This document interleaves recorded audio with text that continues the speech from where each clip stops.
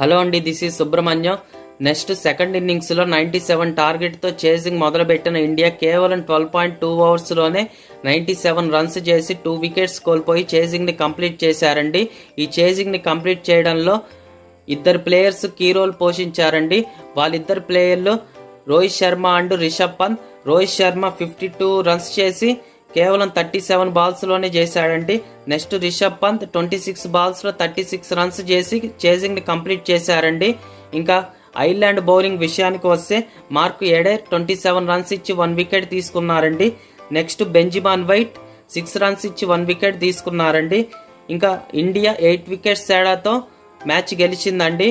ఈ మ్యాచ్లో అద్భుతంగా పర్ఫార్మెన్స్ చేసిన జస్ప్రీత్ బుమ్రా అదే అండి 6 రన్స్ ఇచ్చి 2 వికెట్స్ తీసుకున్నారు కదండి, అందుకని ఇతనికి player of the match award వచ్చింది. ఇంకా ఇండియా ఈ T20 వరల్డ్ కప్లో ఫస్ట్ విజయాన్ని నమోదు